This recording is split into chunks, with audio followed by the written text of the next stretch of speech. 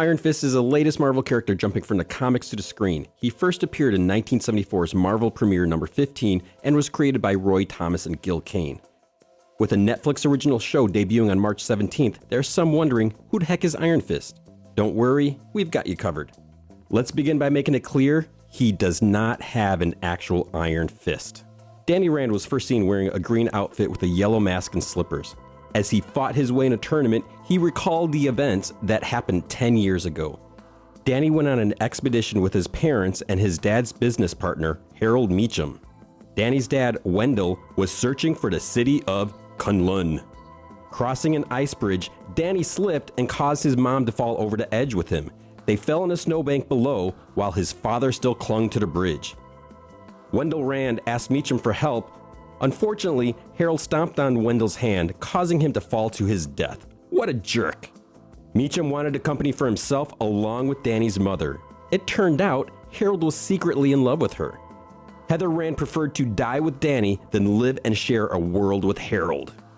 They didn't have to worry about freezing to death because a pack of wolves soon came upon them. Running for their lives, they found an old bridge. Heather knew there was only one thing to do. She urged her son to run to the other side while she threw herself to the wolves. As Danny witnessed his mother's death just moments after his father's, he discovered he had reached Kunlun. Wanting revenge, Danny accepted the offer by UT to stay and train in the city. It was believed as he strengthened his body, his spirit would harden as well, diminishing the hatred inside. Years passed and Danny still felt the need for revenge. His final test would be to face Shao Lao the Undying, a Dragon Lord. That's right, a real frickin' dragon. As they fought, Danny threw himself towards the dragon's scar where his molten heart had been taken. Danny felt an intense heat, and by defeating Shao Lao, he was allowed to approach the dragon's heart. He also got a cool tattoo on his chest out of it.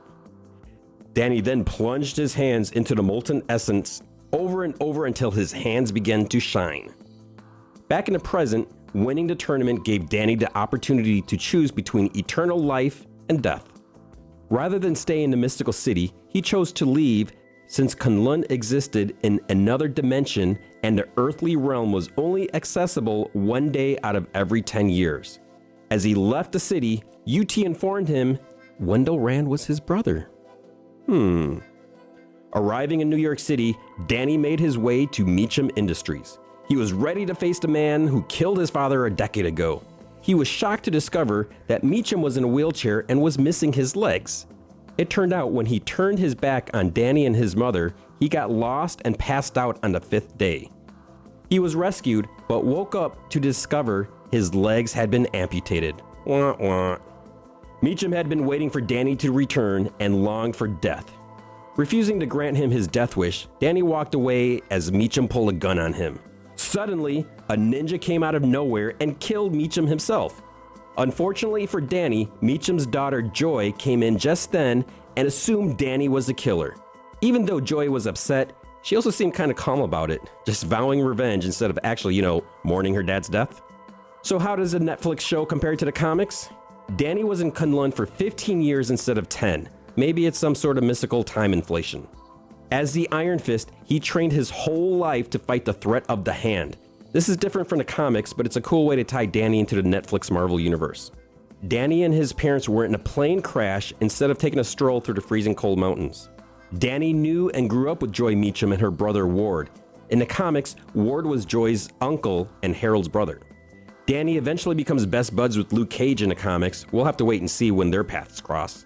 Finally, Iron Fist doesn't wear his snazzy costume and mask. Maybe it's because he has such cool hair. Why would anyone want to cover that up?